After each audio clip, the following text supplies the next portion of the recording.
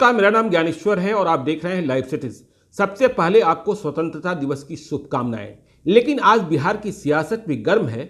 बहुतों को खबर यह लग रही थी कि आज ही के दिन चिराग पासवान अपना फैसला कर लेंगे, नीतीश कुमार से रिश्ता तोड़ लेंगे। लेकिन अभी कुछ वक्त और भी है।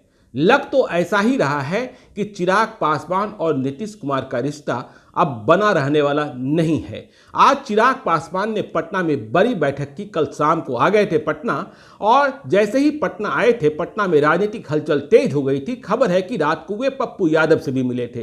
तो खैर, आज उन्होंने बैठक की अपने साथियों के साथ, पार्टी कार्यकर्ताओं के साथ। इसके पहले उन्होंने झंडोत्तोलन किया। और आपकी खबर के लिए यह भी कि इस पूरी मीटिंग से और ध्वजारोहण के समारोह से मीडिया को दूर रखा गया। मीटिंग के बाद भी चिराग पासवान चुपके से निकल गए। लेकिन हमने आपके लिए कुछ खबरें निकाली हैं, क्योंकि मीटिंग में बड़ी संख्या में लोजपा के कार्यकर्ता और नेता मौजूद थे। तो जो खबर निकल रही है वह बिहार के दो शब्दों को, बिहार के दो प्रचलित शब्दों को जोड़ती है। एक शब्द है बड़ाई और दूसरी शब्द है बुराई। इन्हीं दोनों शब्दों के बीच में चिराग पासवान की पूरी मीटिंग केंद्रित रही है। मीटिंग में जहां उन्होंने नरेंद्र मोदी और अमित शाह की, मतलब केंद्र में भाजपा सरकार की बड़ाई की, पुरकस बड़ाई की, केंद्र सरकार के फैसलों को सराहा, वहीं लगातार वे नीतीश कुमार की बुराई करते रहे। तो आप समझ सकते हैं कि जब बुराई कर रहे हैं तो रास्ता कहां जाकर खत्म होगा। चिराग पासवान ने कई बड़े सवाल आज की मीटिंग में उठा दिए, नीतीश कुमार के नेतृत्व पर प्रश्न चिन्ह पैदा करते हुए, नीतीश कुमार के राजनीतिक चरित्र पर सवाल उठाते हुए। चिराग पासवान ने भरी मीटिंग में कहा कि ये बताइए कि यदि नीतीश कुमार बहुत ही साफ सुथरे हैं, राजनीतिक रूप से बहुत ही ईमानदार हैं, तो आखिर वे क्यों लालू यादव, जिन्हें वे जंगल राज का संस्थापक कहते हैं, जंगल राज का प्रणेता कहते हैं, जंगल राज के खिलाफ स्वयं को योद्धा कहते हैं, उनके साथ क्यों 2015 में साथ हो गए थे? क्यों मिलकर चुनाव लड़े थे? क्या सिर्फ सत्ता के लिए? क्या सिर्फ कुर्सी के लिए? तो ये एक ऐसा सवाल जो नीतीश कुमार को भी परेशान कर सकता है। नीतीश कुमार ठीक है, अपनी गलती दोहराते हैं, वे कहते हैं कि लालू यादव के साथ फिर से जाना उनकी भूल थी। लेकिन आज चिराग पासवान ने नीतीश कुमार की दुखती रग को छेड़ा है। चिराग पासवान ने इतना ही भर नहीं कहा। चिराग पासवान ने कहा कि नीतीश कुमार अपने वास्ते, अपनी कुर्सी के वास्ते वे जब समझते हैं जिसके साथ हो जाते हैं। उन्होंने भाजपा को धोखा देने की बात कही। उन्होंने 2012 याद दिलाया जब नरेंद्र मोदी की भोज कैंसिल की गई थी। उन्होंने 2013 याद दिलाया जब नीतीश कुमार ने कहा था कि प्रधानमंत्री के रूप में नरेंद्र मोदी उन्हें स्वीकार नहीं है। तो चिराग पासवान ने पूछा कि जब वे तब स्वीकार नहीं थे तो आज कैसे स्वीकार है? क्या यही आपका राजनीतिक चरित्र है? जब वे बोल रहे थे तो उनके साथी खामोश थे।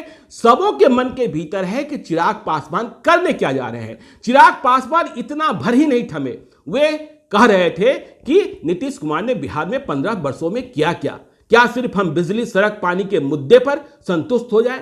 वैसे चिराग पासवान ने बिजली और सड़क का श्रेय भी केंद्र सरकार को देने का काम किया। उन्होंने कहा कि बिजली जो गांव में पहुंची है वह भारत सरकार के पैसे से पहुंची है, सड़क जो बन रही है वो भारत सरकार बना रही है। ठीक है, ये भारत सरकार और बिहार सरकार का मसला है, हम ये मानते हैं। लेकिन चिराग पासवान ने पूछा नीतीश कुमार से मीटिंग में, भरी मीटिंग में, कि वे ये सवाल जानना चाहते हैं और इसका जवाब अपने साथियों से सुनना चाहते हैं। हालांकि किसी साथी ने जवाब नहीं दिया कि 15 वर्षों में नीतीश कुमार ने क्या है। क्या एक हॉस्पिटल बनवा पाए? आपको याद होगा कि जब चिराग पासवान बिहारी फर्स्ट की यात्रा पर निकले थे, बिहार के जिलों की यात्रा कर रहे थे, जो बीच में कोविड-19 के कारण रोका गया, तब भी चिराग पासवान यह सवाल उठा रहे थे कि बिहार के अस्पतालों की स्थिति ठीक नहीं है, बिहार में अपराध की स्थिति ठीक नहीं है। वे कह रहे थे कि बिहार में डायल 100 काम नहीं करता है और अस्पतालों में सुई तक नहीं मिलता है, स्टिच तक नहीं होता है। तो चिराग पासवान ने आज फिर यही बात कही। चिराग पासवान ने कहा कि आपने कोई अस्पताल बनवाया क्या? आपने कोई आईटी सेंटर खोला क्या? चिराग पासवान ने कोटा का उदाहरण दिया कि बिहार के बच्चे कोटा में जाकर पढ़ते हैं। आखिर क्या स्थिति हुई कि बिहार कोटा नहीं बन पाया? आपने इस दिशा में क्या प्रयास किया?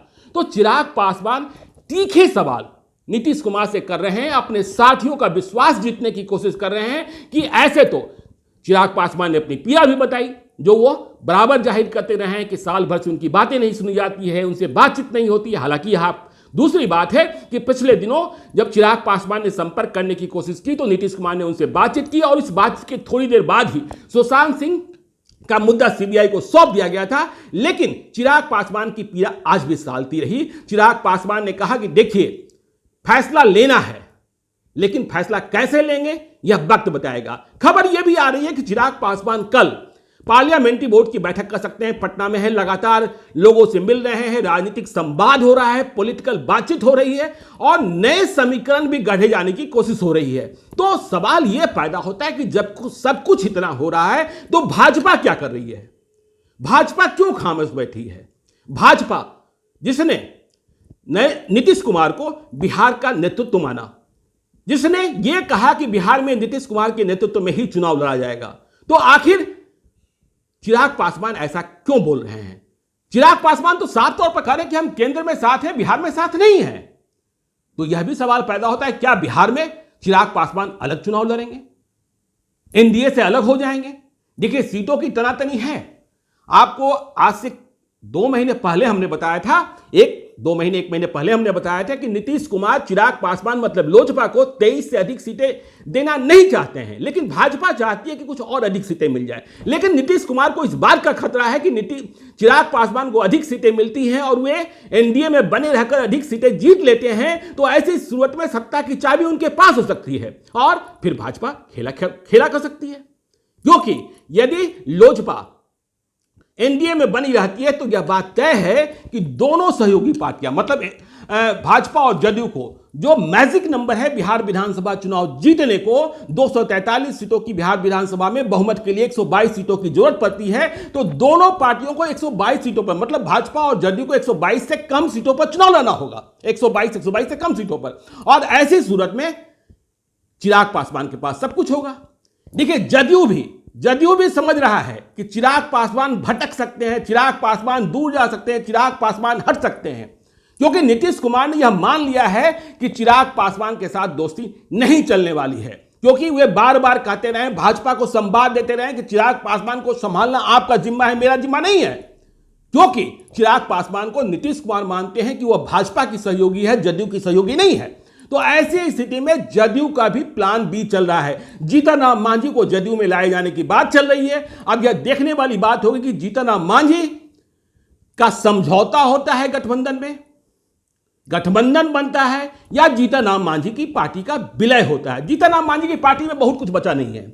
जीतन राम मांझी की पार्टी में बहुत लोग चुनाव लड़ने वाले भी नहीं है। जीतन राम मांझी की पार्टी में बहुत सारे पूर्व विधायक और पूर्व मंत्री भी नहीं है। मैं बहुत नाम गिनने की कोशिश करता हूं तो मुझे एक अनिल कुमार दिखाई पड़ते हैं गया वाले, दूसरा रविंद्र राय दिखाई पड़ते हैं महुआ वाले। तो वहां बहुत जीतन राम मांझी को अपने दूसरे बेटे की चाहत हो सकती है। जीतन राम मांझी को खुद भी चुनाव जीतना है या राज्यपाल बनना है। राज्यपाल बनने के लिए उन्हें भाजपा का सहयोग चाहिए, नीतीश कुमार की मदद चाहिए। तो ये सारी स्थितियां परिस्थितियां हैं। तो आज चिराग पासवान ने बड़ाई और बुराई के बीच में मीटिंग खत्म की है। अब इसका आगे असर क्या होता है? क्या दिल्ली में आने वाले दिनों में उनकी मुलाकात अमित शाह से होगी?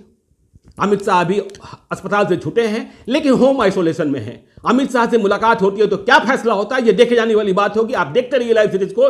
यदि अब तक आपने हमारे यूट्यूब चैनल को सब्सक्राइब नहीं किया जरूर कर लीजिएगा, और यदि इस वीडियो को फेसबुक के माध्यम से देख रहे हैं तो पेज को लाइक कीजिएगा, ट्विटर पर भी हमें फॉलो कीजिए। धन्यवाद।